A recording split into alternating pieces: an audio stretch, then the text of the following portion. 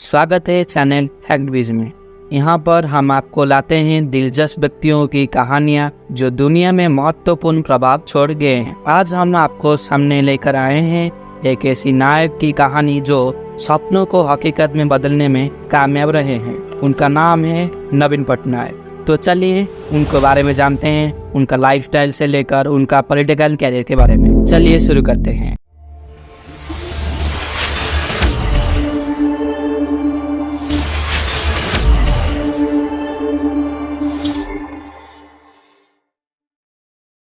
नवीन पटनायक का जन्म हुआ था 16 अक्टूबर 1946 को उड़ीसा के कटक डिस्ट्रिक्ट में।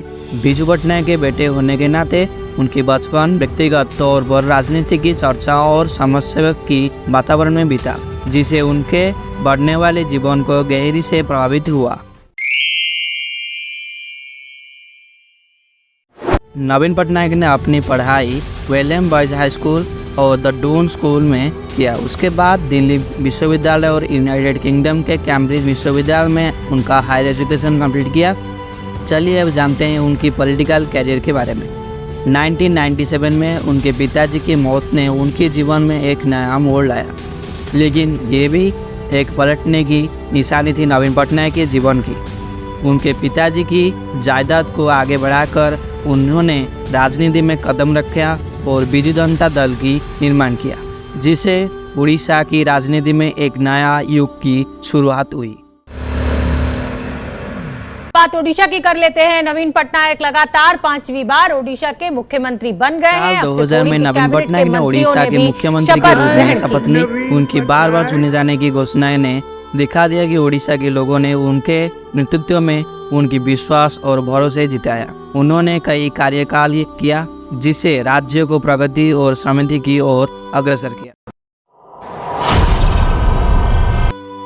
नवीन पटनायक के मुख्यमंत्री के रूप में उनकी प्रतिबद्धता का साथ साथ उनके कुछ विचारधाराओं ने उड़ीसा के विकास पर गहरा प्रभाव छोड़ा। बिजू पटनायक आवास योजना की शुरुआत, जिसमें कमजोर वर्गों को मकान प्रदान करने का लक्ष्य था, जैसे कि मिशन शक्ति के कार्यक्रम के माध्यम से महिलाओं को सामर्थ्य प्रदान करने की नीति, ऐसे ही कई कार्यक्रम में सामाजिक कल्याण पर उनका ध्यान केंद्रित किया।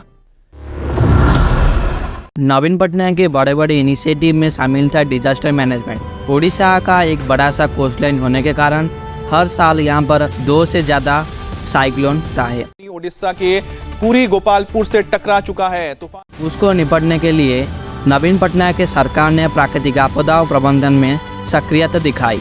उनकी प्रोएक्टिव अप्रोच और प्राकृतिक आपदाओं जैसी तूफान और बाढ़ के समय में भावी प्रबंधन ने उन्हें तारीफ और दूसरे क्षेत्रों के लिए भी एक मिसाल बनाया। नवीन पटनायक प्रभावशाली नेता होने का कोई शक नहीं है। उन्हें राष्ट्रीय और अंतर्राष्ट्रीय स्तर पर कई पुरस्कार और सम्मान मिला, जो उनके प्रशंसा और जन कल्याण में किया गए महत्वपूर्ण योगदान की प्रशंसा करते हैं। भारतीय राजनीति में कई ऐसे नेता हुए जिन्होंने देश काल और परिस्थितियों के विपरीत की राजनीति में भी अपना परचम लहराया।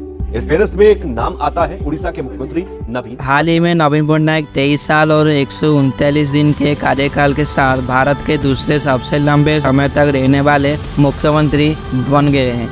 उनको भी best ideal chief minister award मिला है। अक्टूबर 2013 में उड़ीसा के तटीय क्षेत्र पर भू चक्रवाती तूफान फाइलिन से पहले लगभग 1 मिलियन लोगों को खाली कराने के लिए प्रयास में यूएन की तरफ से उनको सम्मानित किया गया।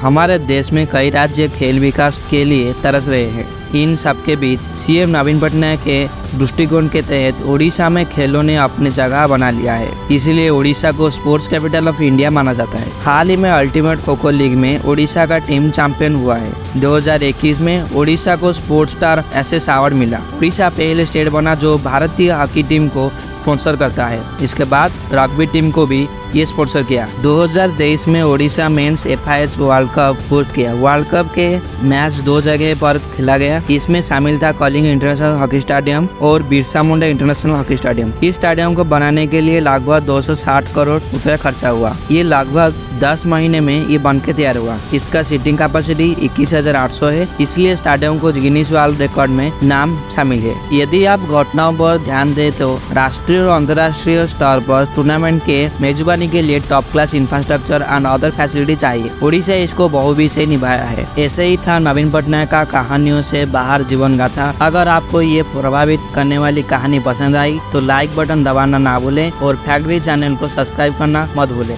आज हमारा साथ जुड़ने के लिए धन्यवाद।